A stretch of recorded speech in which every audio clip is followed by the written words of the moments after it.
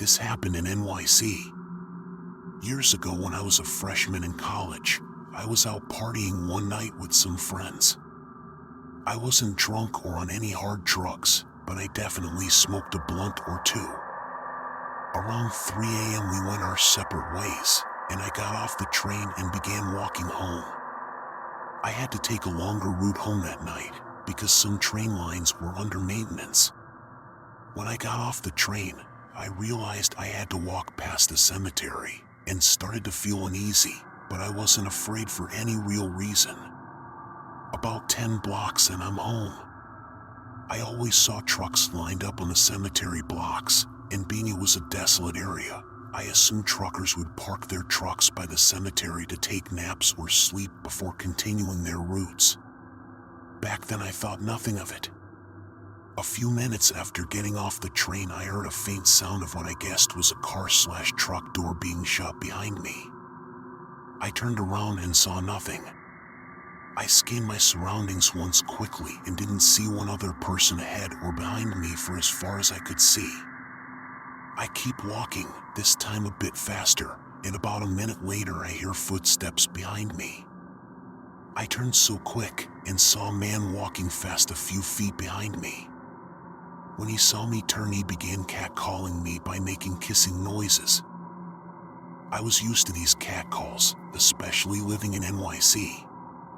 By my house there would be a line of men on the corner every morning, waiting to be picked up for construction work, and every time I passed them to go to the store, I would get catcalled and harassed. So I ignored him and kept walking, but definitely faster this time. A few seconds later, he was running to catch up with me, and he was now at my side, speaking to me in Spanish, which I don't speak. He grabbed my arm tightly and began pulling me toward him when I started screaming and fighting him off. He pushed me up against the cemetery fence, and in the midst of this, my heart sunk to the floor as I thought I'm about to get raped, or worse. Seconds later, he had me off my feet by both arms, and his face turned white in the moonlight. A face of pure horror as he looked past me into the cemetery, fixated on something. He let out a blood-curdling scream and let me go. As I dropped to the floor, he was already across the street and running out of sight.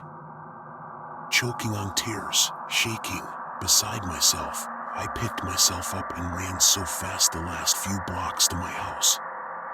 I did not turn to look inside that cemetery once. I did not turn around at all. I did not stop until I was home. I never took that train or walked past that cemetery again. And to be honest, I never told my parents, and only told a handful of friends over the years, because till this day I still don't understand what happened, but something probably saved my life. So to preface this post, I was a 21-year-old male, 240 pounds. Not a small or weak-looking guy. I was wanting to lose some weight for a while now and had been going on walks for a bit, sometimes during the evening or very late at night. It was Florida and it gets hot unless it's nighttime, plus like I said I'm a big dude, I got nothing to worry about, or so I thought. One fateful night I decided to go out walking around my neighborhood around 3 a.m. in like a big puffy jacket and black pants. Feel like in this situation I would be the creepy person someone would be scared of. My walk was going good as usual and was actually getting close to the end of it. Then this like old school wood panel passes by and goes into a driveway somewhat in front of me. I barely think anything of it. Always 3 to 6 cars go by on one of these late night excursions. What happens next is what unsettled me. This fucking van pulls back out of the driveway with ITS lights off after I pass by the driveway. Luckily, I wasn't listening to any music or else I wouldn't have heard it. The van then proceeds to pull out and drive towards me and stops right in front of me. At this point, I know I don't want to end up like some kind of horror movie character, so I book it in the opposite direction. I go down an off-branching street and keep going down these random streets to give me as much time as possible. I end up hiding in some random ass bushes in someone's yard and stay there for a little bit. I wanted to text my mom, but I was scared and didn't want the light from my phone to give me away. So I watch for any sign of them. Nothing for 5 minutes. Just as you think the coast is clear, boom, I hear a car coming down the street, and it's those fucks, but with their lights on this time. I'm pretty hidden in these bushes right against someone's house, so they just go by, but my heart is beating so fast and I'm terrified in this moment. I wait a little bit more till I truly believe the coast is clear and get back to my house. I wake up my mom and we call the cops, and I give them as much info as possible. They said they would patrol the neighborhood, and I don't hear anything more. I just can't help thinking about that event and what their motives were. I always try to debunk shit like that, but all their actions pointed to wanting to do something to me. But what did they want to do? I'm not a pretty young lady. I'm a very large, menacing dude. My neighborhood is not even nice enough to rob, very just middle class, and what the fuck am I going to have on me while walking at 2 a.m.? So I just can't help but think maybe they didn't want to kidnap me or mug me, but kill me. It freaks me out to this day. This happened literally about 30 minutes ago. I'm 15, female, short, petite size. I live in Florida, so it was raining all morning today, and I decided to go on a run in the evening.